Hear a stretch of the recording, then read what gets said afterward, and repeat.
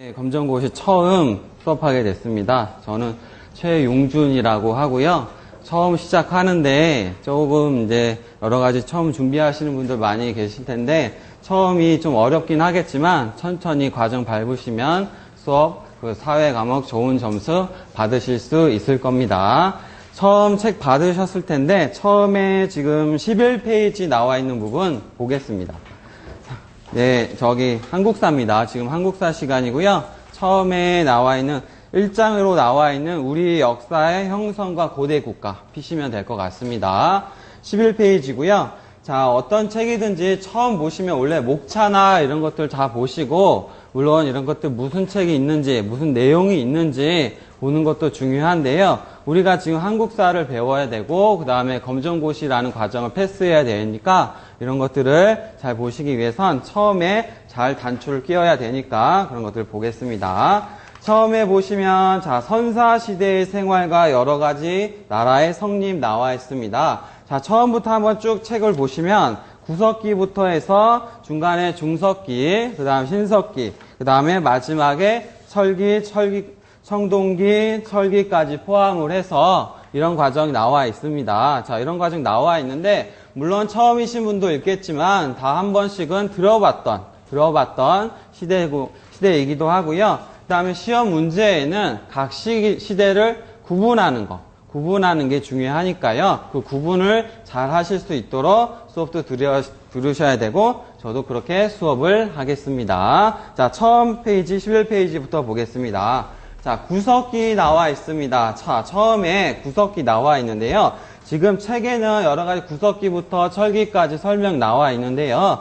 자, 거기 보시면 먼저 거기 잠깐 오른쪽 위에 보시면 잠깐이라는 네모칸 위에 거기 선사시대와 역사시대를 구분하는 게 나와 있습니다. 말 그대로 이건 거의 이제 상식 수준으로 알으시면 되는데요. 문자의 기록 유무에 따라서 선사와 역사시대를 구분합니다. 즉 선사시대는 유물로 판단하는 거예요. 유물. 그냥 남아있는 유적 이런 걸로 판단을 하는데 우리가 역사시대라고 하는 것들은 말 그대로 책으로 문자로 기록되어 있는 거. 나중에 배우시겠지만 거기 창원의 다올이라는 곳에서 붓이 발견이 됐어요. 이거 철기시대 나중에 배우시겠지만 붓이 발견된 이후부터 역사시대라고 얘기합니다. 자, 문자의 사용 유무에 따라서 선사와 역사시대를 구분한다라는 거 보시고요. 자, 처음 이제 구석기부터 보겠습니다.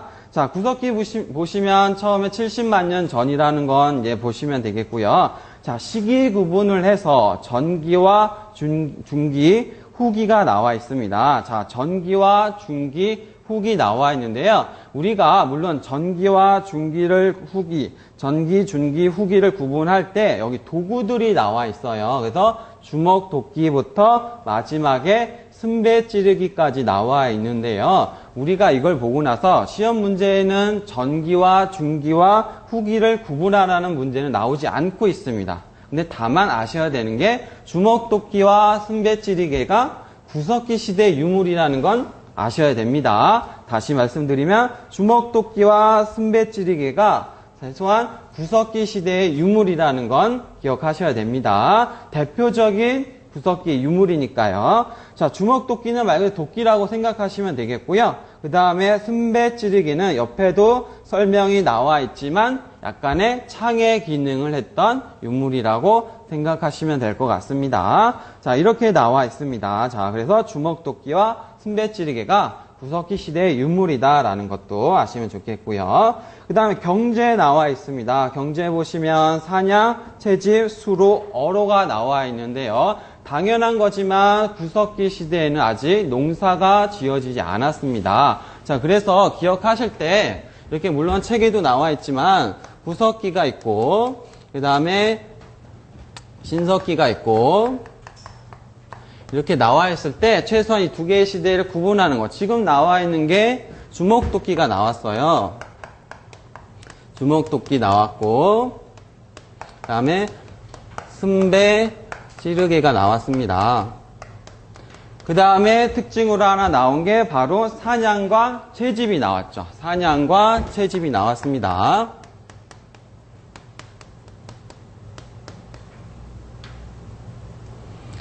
사냥과 채집이 나왔고요. 이렇게 두 가지 나왔습니다. 그 다음에 수렵과 어로 나와 있는데 수렵이라는 건 거의 뭐 사냥하고 비슷한 의미라고 생각하시면 되겠고 어로 같은 경우는 물고기 잡는 거 이걸 얘기하는 게 되겠습니다.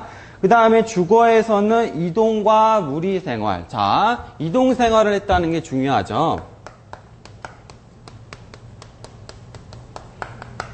자, 이동과 무리 생활을 했다라는 게 중요합니다. 당연한 얘기지만 사냥을 하고 그 다음에 채집을 하고 어로를 하려면 한 곳에서 사냥을 하고 즉 사냥감이 많은 곳에서 사냥을 해야 되고 그 다음에 거기서 일정 기간 있다가 다시 이동 생활을 하는 거고 그 이동을 할 때 전부 한 사람이 아니라 사냥을 할 때는 여러 명이 협동을 해서 해야 되잖아요. 그러니까 당연히 무리 생활을 한 게 되겠습니다. 그래서 보통 거기 나온 것처럼 동굴이나 막집. 자, 막집 기억하셔야 됩니다. 막집을 기억하실 때 그냥 막 지어진 집 이렇게 생각하시면 돼요. 지금 적고 있는 것들이 다 구석기 시대 특징적으로 나오는 그 유적지라고 생각하시면 돼. 특징을 보여주는 것들인데 막집 하시면 구석기 기억하셔야 됩니다. 막 지어진 집이라고 생각하시고 그 다음에 당연히 만약에 굳이 강가에 막집이 안 지어더라도 동굴 이런 것들이 있으면 당연히 그 거주를 할 수가 있겠죠. 당연한 얘기입니다. 동굴에서 산다는 의미는 이동 생활을 한다는 얘기예요. 만약에 일정 지역에서 정착을 했다면 동굴보다 좋은 집에서 살아야겠죠. 그런데 동굴에서는 일정 기간 머물고 떠나기가 좋으니까 동굴에서 생활을 했습니다. 그 다음에 5번에 보시면 도구로 뗀석기가 나와 있는데요. 이것도 대표적인 구석기 시대의 그 유물로 생각하시면 됩니다. 예전에는 이런 것들을 한자로 표기를 했어요. 그래서 한자로 표기해서 공부하는 사람들이 좀 어렵게 생각했는데 요즘에는 쉽게 순화를 해서 떼어낸 석기다. 즉 가공을 하지 않았다는 얘기입니다. 가공을 하지 않고 떼어냈다. 근데 어느 일정 부분 바위나 이런 데에서 절벽이나 이런 데에서 떼어낸 석기. 그래서 지금도 이제 기억하실 게 많아지는데 뗀 석기가 나오면 구석기와 연결을 하셔야 돼요. 그래서 떼어낸 석기라는 것도 구석기의 특징이고요. 그 다음 마지막 사회에 보시면 평등사회라는 거에 나와 있습니다. 자, 평등사회. 그래서 여기다 적을게요. 평등사회. 자, 평등사회라는 것은 거기 무리에서 구성원들이 어떠한 계급도 없고 모두 동일하게 계급 없이 평등하게 지냈다라는 얘기가 되겠죠. 자, 이것도 당연히 구석기 시대의 특징이고요. 나중에 설명드리겠지만 신석기 시대도 평등 시대가 이어지죠. 그래서 이 평등 사회는 신석기의 특징이면서 구석기의 특징이 되는 겁니다. 공부하실 때 구석기만에 가지고 있는 특징을 아시고요. 그 다음에 추가적으로 구석기하고 신석기하고 특징하고 연결되는 것들이 몇 가지 있기 때문에 이런 것들도 같이 기억하시면 좋습니다. 그 다음에 지금 상식적으로 구석기는 70만 년 전이라고 하잖아요. 그리고 여기 신석기 시대는 7,000년 전이라고 얘기를 하는데 이게 말 그대로 역사학자들이 이렇게 기준을 나눈 거지 당신 말 그대로 오늘부터는 구석기고 내일부터는 신석기야 이런 게 아니기 때문에 이런 특징들이 이어지는 것들도 몇 가지 있는 겁니다. 자, 그렇게 해서 6번에 나온 것처럼 바로 공동 생산을 하고 공동 분배를 하고 공동체적 생활을 하는 게 바로 구석기의 특징이 되겠습니다. 이런 것들이 쭉 나와 있는데 자, 구석기는 말 그대로 정말 오래된 시기예요. 옛날. 그리고 기간도 70만 년 전이면 우리 인류의 역사랑 비교를 했을 때 엄청 긴 시간입니다. 그렇기 때문에 이런 유적들이 있다라는 것들도 충분히 유적은 많이 있진 않지만 이런 것들 대표적인 특징들을 기억하셔야 되겠습니다. 그 다음에 간략하게 옆에 보시면 문제도 나와 있는데 그런 것들이 바로 시험 문제에 나오는 유형들이죠. 거기 보시면 문제를 보시면 구석기 시대에 대한 설명으로 적절한 것 이렇게 나와 있는데 지금 나와 있는 것들 중에서 문제로 만드는 거죠.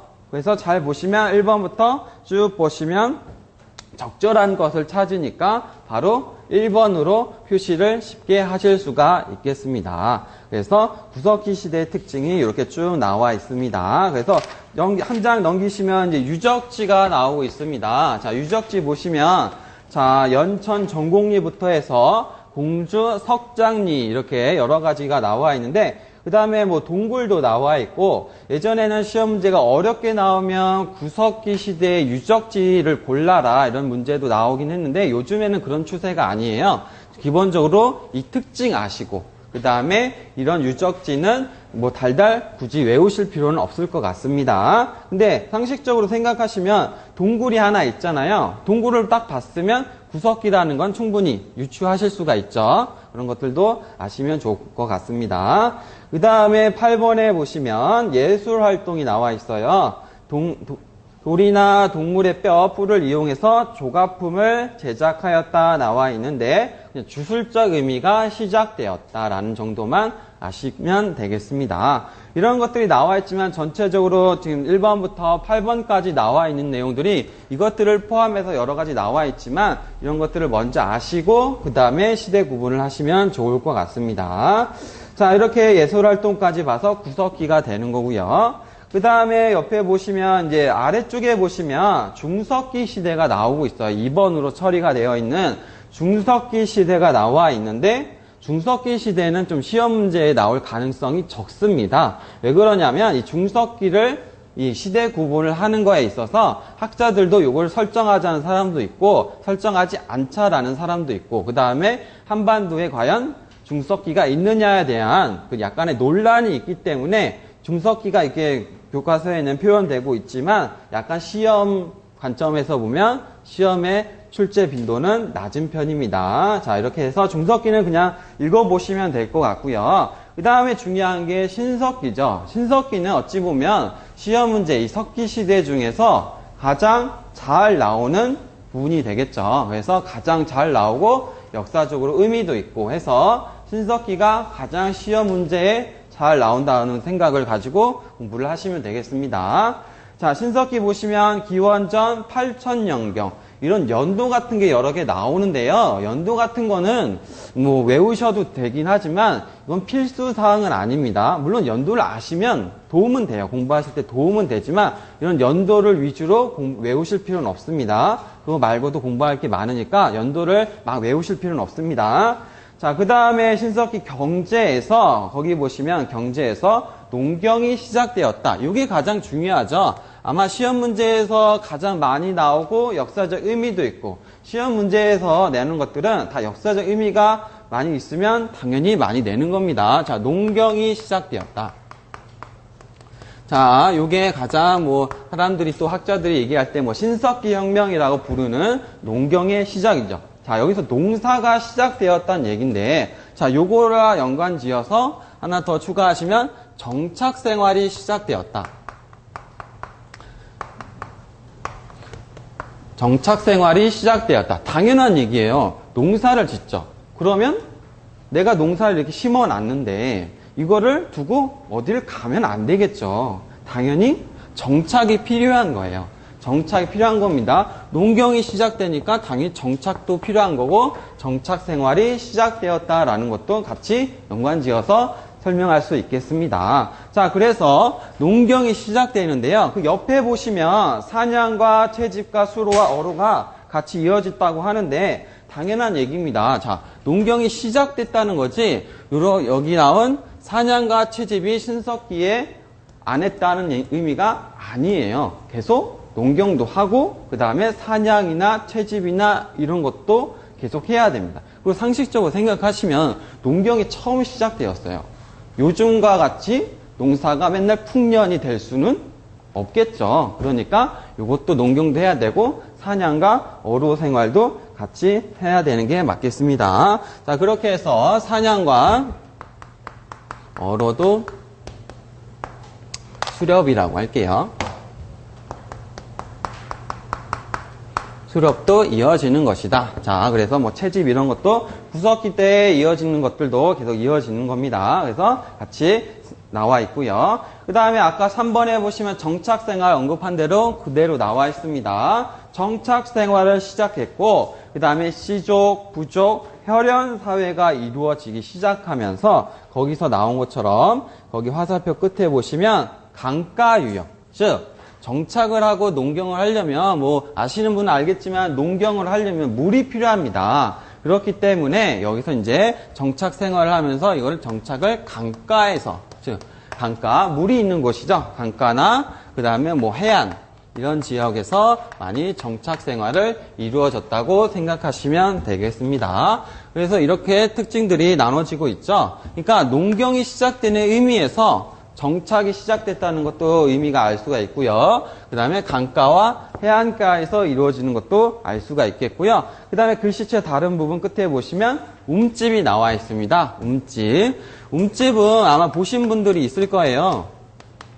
여기는 안 나온, 거기 오른쪽 그림에도 뭐 문제라 같이 있는데 왜 박물관이나 이런 데 가시면 서울의 암사동 가시면 이런 움집 형태로 나와 있는 구조물이 있어요. 그래서 이런 것들 보신 분도 있겠지만 움집이 만들어지는 게 신석기가 되겠습니다. 이렇게 차이가 난다는 거, 막집에서 움집으로 왔다는 것도 차이잖아요. 같이 아셔야 됩니다. 그래서 해안가에 움집을 지었다라고 해서 이렇게 나와 있고요. 그 아래쪽에 작은 글씨로 원형을 이루었다. 자, 요것도 조금 어렵게 내면 시험 문제로 나올 수가 있어요.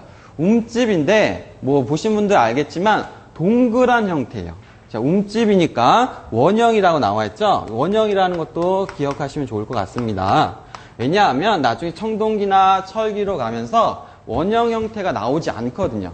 즉 원형의 움집이 지어진 게 신석기의 특징이에요. 그래서 원형이라는 것도 같이 기억하시면 좋을 것 같습니다. 나중에 이제 집들이 지어지면서 우리 요즘에 사는 초가집이나 이런 형태가 나오면서 통나무집이 나오면서 네모칸 형태가 나오거든요. 근데 신석기 같은 경우는 원형으로 나오기 때문에 원형의 움집이 형성되었다라는 것도 기억하시면 좋겠습니다. 자, 그 다음에 4번에 보시면 도구가 나와 있습니다. 자, 도구. 아까 구석기는 뗀석기였죠? 근데 여기서는 이제 떼어내지 않고 갈아서 냈다는 의미에서 간석기가 나오는 거예요. 간석기. 이거 갈았다라는 의미 아시죠? 그래서 간석기라고 생각하시면 돼요. 이것도 뗀석기하고 구분하셔야 되죠. 지금 신석기의 특징만 적고 있습니다. 그래서 간석기로서 바로 거기 나온 것처럼 뭐 돌화살이나 돌창이나 돌갈판이나 이런 것들이 나오고 있습니다. 도구로선 간석기가 나오고 있고요. 그 다음에 5번에 보시면 톡이 나와 있습니다. 톡이 보시면 덧무늬 톡이, 빗살무늬 톡이, 그 다음에 식량 저장이라고 나와 있죠. 요거는 이제 시험 문제에 잘 나오는 애들 중에 하나고 옆에 그림, 문제에도 나오는 거고 문제에도 나오고 있는데요. 빗살무늬 톡이는 신석기라고 암기하셔야 돼요. 이제는 암기. 물론 처음이라서 암기하는 게 좀 어려울 수는 있겠지만 솔직히 이 과정에서는 좀 물론 이해도 필요하지만 암기해야 되는 것들이 많아요. 그런데 빗살무늬 톡이라는 게 시험 문제에도 잘 나왔고 그 다음에 신석기의 대표적인 유물이기 때문에 바로 이 신석기의 대표적인 유물이기 때문에 빗살무늬 톡이는 이 신석기의 유물이다라는 거 기억하시면 좋겠습니다. 그래서 바로 빗살무늬 토기는 신석기의 대표적인 유물이다. 내 식량 저장을 위해 했다. 거기 문제를 먼저 볼게요. 문제에 빗살무늬 토기가 있으니까. 지금 보시면 문제 자체는 뭐 이렇게 나와 있는데 거기에 나와 있는 그림이 바로 빗살무늬 토기예요. 물론 조금 작게는 나와 있지만 뾰족하게 되어 있잖아요. 이게 요즘 그릇하고 다르게 모래나 흙이나 이런 데서 세우기 위해서 이렇게 꽂아서 세우기 위해 뾰족하게 만든 겁니다. 그래서 이렇게 뾰족한 형태를 가지고 있고 빗살 무늬가 있는 게 말 그대로 빗살 무늬 톡이고요. 그 다음에 6번에 보시면 의생활이 나와 있는데 옷 입는 걸 얘기하겠죠. 거기서 가락바퀴도 기억하셔야 돼요. 가락바퀴라는 게 아래쪽에 그림으로 나와 있는데요. 가락바퀴, 동그란 원에다가 구멍이 뚫려 있는 게 바로 가락바퀴인데요. 옷 만들 때 쓰는 도구 생각하시면 돼요. 지금 신석기에서 빗살무늬 톡이 나왔고요. 그 다음에 가락바퀴 나왔습니다.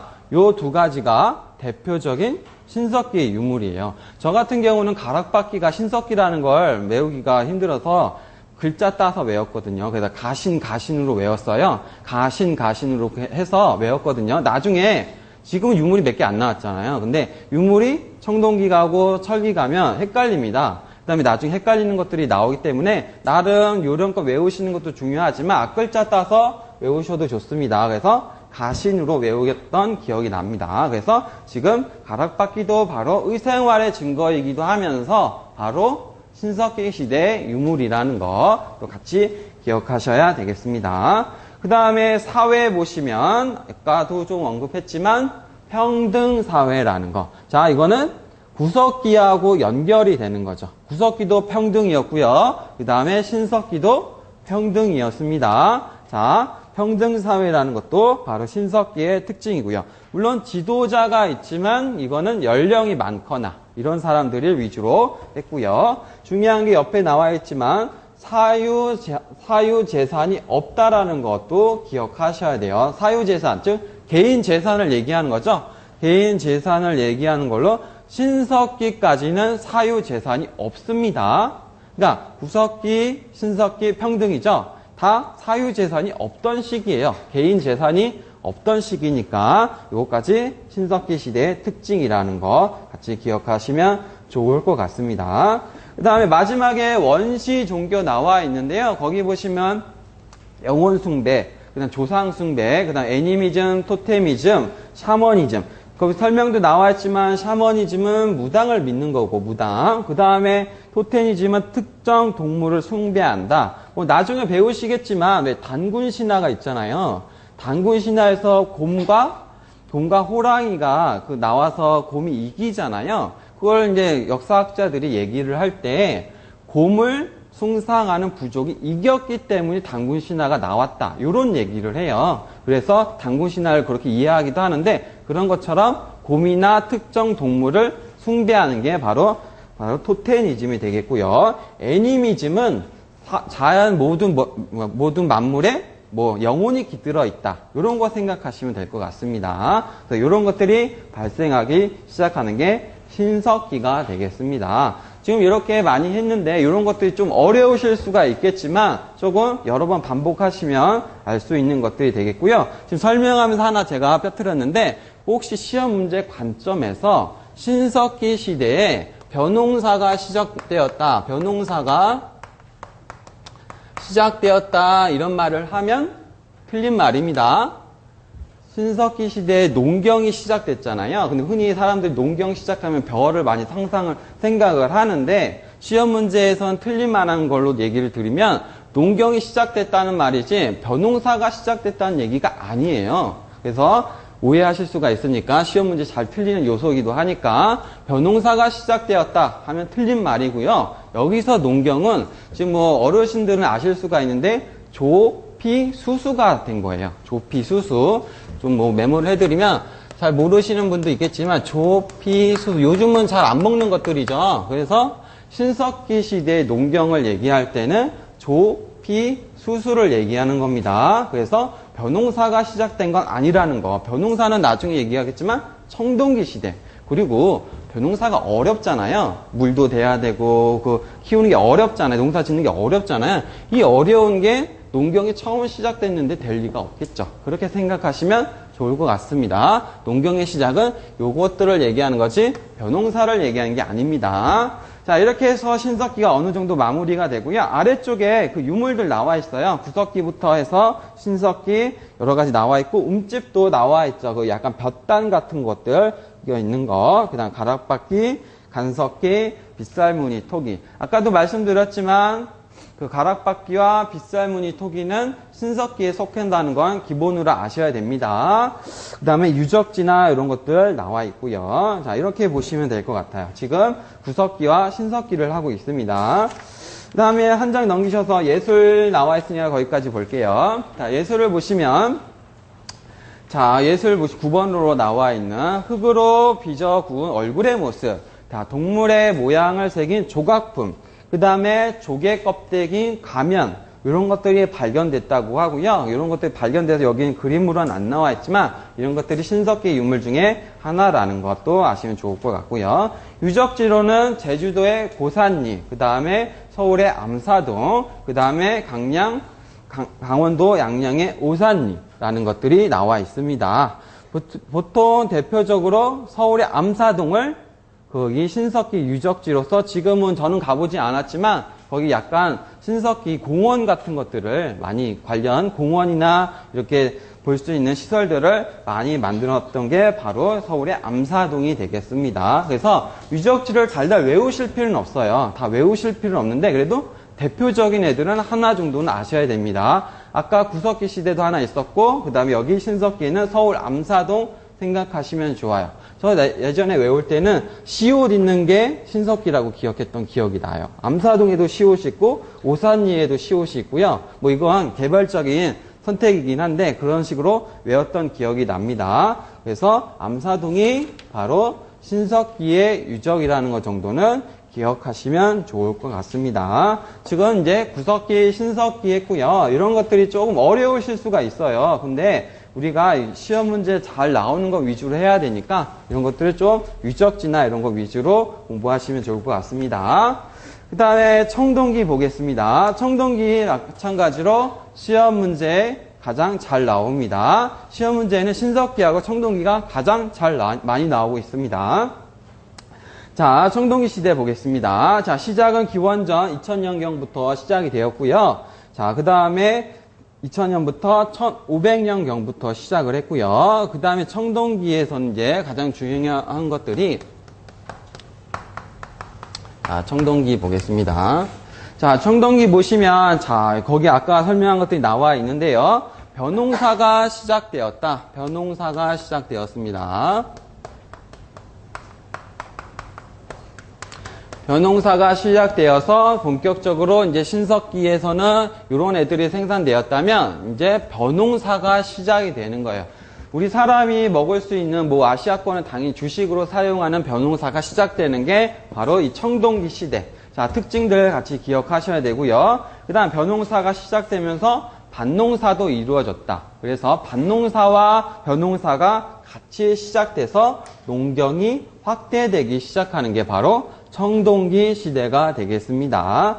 자, 그러면서 이제 주거의 변화가 일어나는데요. 이제 움집이나 아까 움집이 있다가 거기 화살표로 나와 있지만 야산이나 구릉지, 구릉지는 좀 이게 언덕 지역을 얘기하는 거죠. 야산과 구릉지가 주거의 지역이 되는데 잘 보시면 거기 나온 것처럼 야산과 구릉지가 돼요. 근데 이것도 잘 생각하시면 자, 벼농사가 시작돼요.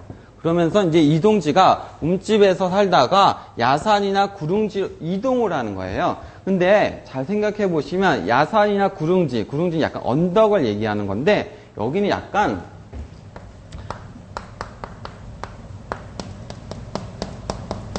방어에 유리한 거예요. 자, 결론적으로 말씀드리면 청동기 때부터 이제 사유재산이 발생을 하고 이제 좀 이제 단순한 시족이나 혈족 사회가 아니라 좀 한 단계 발전되는 사회가 발생을 하는데 야산이나 구릉지는 말 그대로 나름 부족하고 싸웠을 때 유리한 지형이 되는 거예요. 유리한 지형이 돼가지고 이제는 물도 이런 것도 중요하지만 내가 생산한 것들을 뺏기면 안 되겠죠. 다른 사람들한테. 그래서 다른 사람들한테 뺏기지 않아야 되니까 야산이나 구릉지로 방어에 유리한 지역으로 옮기기 시작하는 게 되겠습니다. 자, 그래서 야산이나 구릉지가 바로 이렇게 주거의 변화로서 이동을 하게 되고요. 그 다음에 설명이 쭉 나와 있는데요. 자, 움집의 형태는 규모가 커지고 그 다음에 화덕이라는 게 왜? 불 피우는 거. 이런 거 생각하시면 돼요. 그 다음에 직사각형 형태의 원형의 지상가옥이 나오고 그 다음에 배산임수 지형이 나오는데요. 요거 배산임수 말 그대로 뒤에는 산이 있고 앞에는 물이 있는 게 배산임수죠. 배산임수도 바로 청동기의 대표적인 특징이라고 생각하시면 돼요. 근데 좀 착각하시지 말아야 되는 게 배산임수가 청동기의 특징이기도 한데 나중에 풍수지리 배우실 때 풍수지리설 배울 때도 이 배산임수가 나오는데 각각이 있는 거야. 청동기 시대도 배산임수가 좋은 땅이라고 봤고 풍수지리에서도 배산임수를 좋은 땅이라고 본 겁니다. 지금 청동기의 배산임수가 나온 것은 풍수지리의 영향이 아닙니다. 풍수지리의 영향이 아니라 그냥 청동기 시대의 일반적인 주거 형태 그 위치라고 생각하시면 될 것 같습니다. 대산임수에 대한 설명도 거기 오른쪽에 나와 있잖아요. 그렇게 나와 있고요.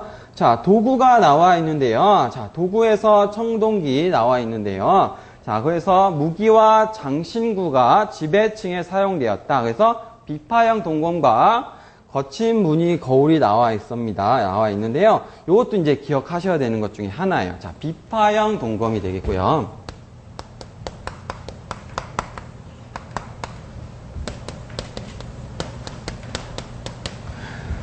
자, 동검입니다. 청동할 때 그 동이 되겠고요. 비파형의 모양이 있어요. 약간 악기 종류라고 하는데요. 저도 실제로 보진 않았는데, 악기 비슷한 것 중에 그 동검이다. 후대 사람들이 붙인 건데, 비파형 동검이 청동기 시대에 나오고요. 그 다음에 옆에 나온 것처럼 거친 무늬가 나옵니다.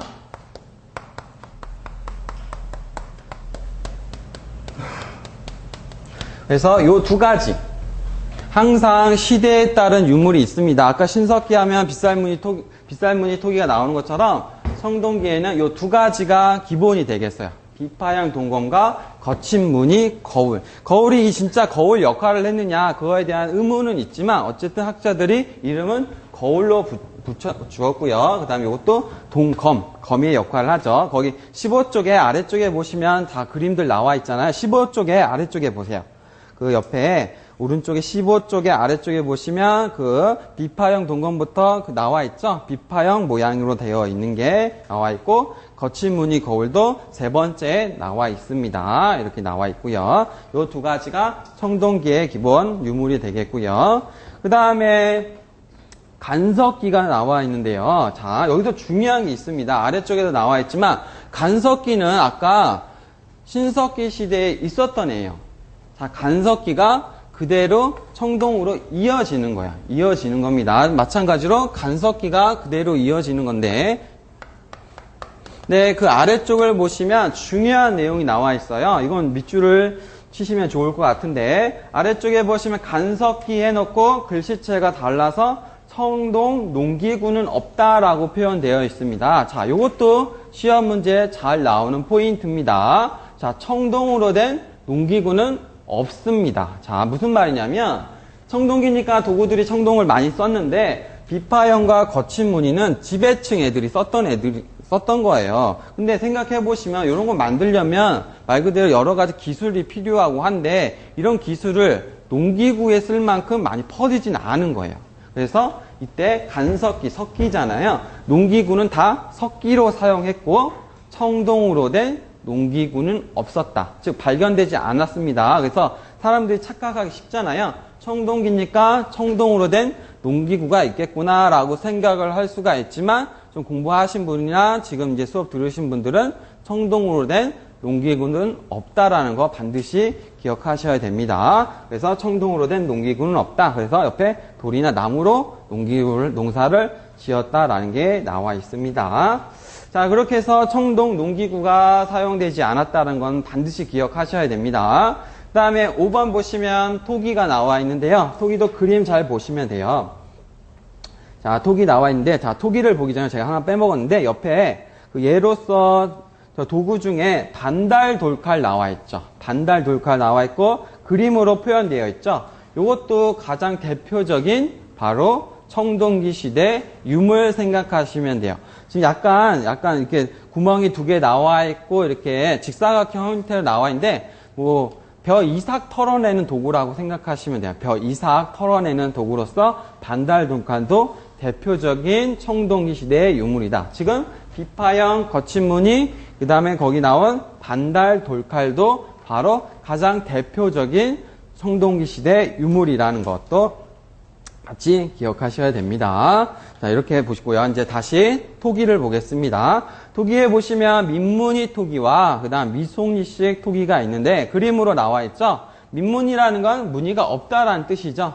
아까는 빗살무늬라는 건 빗살 무늬가 있다라는 거예요. 약간 대각선 문양 그런 게 있다라는 뜻이고 민무늬는 토기에 무늬가 없다라는 의미에서 민무늬 토기가 나와 있고요. 옆에 미송리 토기는 손잡이가 있죠. 손잡이가 있는 토기인데 미송리가 지역 이름이에요. 그쪽에서 발견이 돼서 미송리 토기라고 부르는 것이 되겠습니다. 그래서 이 두 가지가 대표적인 청동기 시대의 그 토기가 되겠고요. 자, 그 다음 아래쪽에 보시면 이제 중요한 것들이 많이 나오는데요. 자, 사회는 계급 사회다. 자, 아까 이 두 시대는 평등이었습니다. 자, 이제 농업이 발달하면서 벼농사가 시작되면서 거기 쭉 발달 단계가 나오는데 농업이 증가해서 생산물이 나오고 농업이 생산되면 이제 소위 말해서 남는 것들이 생기는 거예요. 남는 것들이 생기고 거기 설명 쭉 보시면 농업 생산량이 증가하고 잉여 생산물이 발생하고 그에 따라서 인구가 증가하고 그러면서 사회 사유재산이 발생을 하고 그 다음에 빈부격차가 발생을 하고 그 다음 마지막에 나온 것처럼 계급이 발생한다. 이 연결관계를 다 외우실 필요는 없지만 최소한 청동기 시대는 계급이 발생한 시대라는 것을 아셔야 됩니다. 일종의 발전 단계를 보여주는 거지 이 발전 단계를 시험 문제 출제하지 않는데 최소한 사유재산과 바로 계급이 발생하는 시대가 이 청동기 시대라는 것을 아셔야 되겠습니다. 그래서 청동기부터 계급이 시작이 돼서 불과 우리가 살고 있는 100년 전까지 계급이 있었잖아요. 계급, 소위 말해서 신분이라는 게 있었잖아. 신분. 물론 지금은 당연히 없지만 갑오개혁을 통해서 신분제가 없어졌지만 청동기부터 시작된 계급이 우리나라로 대입해 보면 바로 갑오개혁 때까지 계급이라는 게 존재했던 겁니다. 그래서 청동기 시대에 이런 것들이 나왔다 라는 거고요. 그래서 계급이 발생했다 중요하고요. 그 다음에 결과 보시면 선민 사상을 바탕으로 해서 바로 주변 지역을 정복하고 군장이 출현한다. 군장이란 말은 왕보다는 조금 이전 단계, 아직 왕을 칭하지 않았지만 한 부족이나 한 사회에서 대장을 얘기하는 건데요. 바로 군장 사회가 출현하게 되고 재정일치 사회가 나타나기 시작한다. 즉 군장도 여기 청동기 시대의 대표적인 특징입니다. 군장의 출현. 당연히 계급이 발생했으니까 가장 꼭대기에 있는 사람이 나타나겠죠. 군장이 출현하기 시작한 것도 청동기 시대가 되겠습니다. 그 다음에 그 아래쪽에 보시면 재정일치 사회라고 나와 있죠.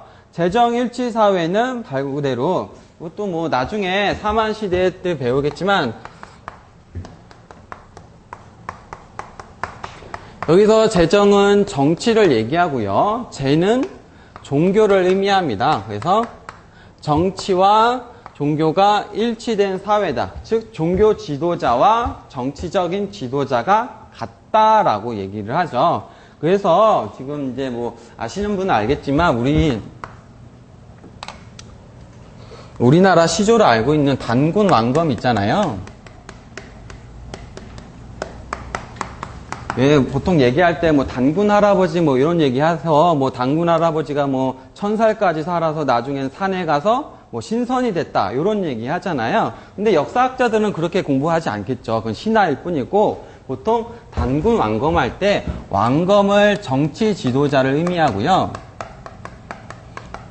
그 다음에 단군을 종교 지도자를 의미한다. 라고 학자들이 얘기를 해요. 요건 시험 문제에 나오는 건 아닌데 제가 얘기해 드린다면 단군 왕검을 의미할 때 학자들이 공부할 때 단군은 종교 지도자를 의미하고 왕검은 정치 지도자를 얘기한다. 그래서 단군 할아버지 얘기했지만 요거는 그 사람 이름이 아니라 특정 왕을 뜻하는 그냥 직책의 이름이었을 거다라고 하는 게 단군 왕검이 그 얘기를 하죠. 그래서 단군 왕검이 특정 사람의 이름이 아니다라는 것도 얘기할 수 있겠습니다.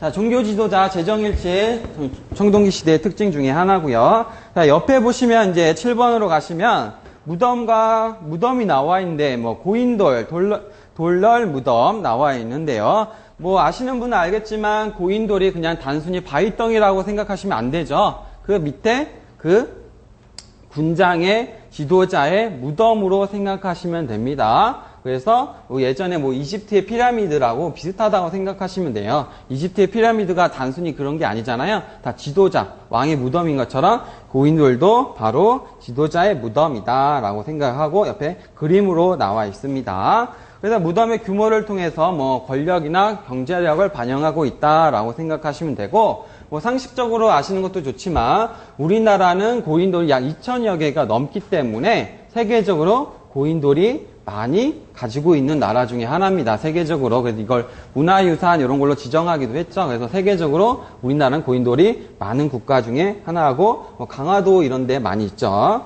이렇게 생각하시면 되고, 8번에 보시면 예술 나와 있는데요. 예술에 보시면 울산 반구대 그림, 그 다음에 고령 양전동의 바위 그림 나와 있는데, 요거는 반구대 그림 같은 경우는 가끔 뉴스에 나왔던 그 유물이죠. 그래서 이걸 보존을 어떻게 하느냐. 그 앞에 물이 흐르고 있는데 그 물이 반구대를 수몰시켜요. 그 물로 가득 차서 반구대 벽화가 있는데 막 동물이나 기하학적 무늬가 있는 바위 그림인데, 이게 가끔 이제 그걸 보존 처리를 어떻게 할 것인가에 대해서 가끔 뉴스에 나오는 거죠. 자, 반구대 바위 그림과 또 고령 양전동의 바위 그림이 있어서 뭐 풍요를 기원하는 그림들이다라는 게 요즘 청동기 시대 유물이라고 하고 있습니다. 그래서 이거는 벽화 그림이, 바위의 그림이긴 하지만 엄밀하게 따지면 이게 청동기인지 철기인지 몰라요. 돌에 있는 거기 때문에 분석할 수가 없기 때문에 약간 논란도 있긴 하지만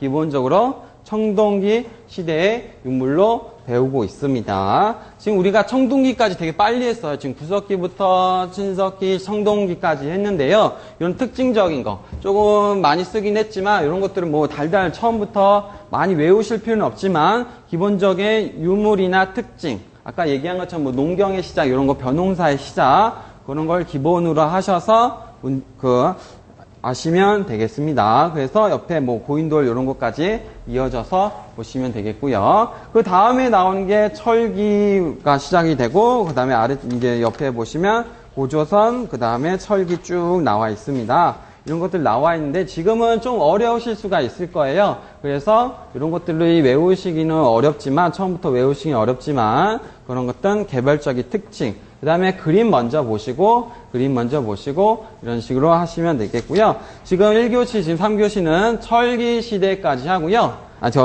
청동기까지 하고요. 다음 시간에는 철기를 이어서 하는 걸로 하겠습니다. 다음 시간에는 철기 시대 하겠습니다. 여기까지 하겠습니다.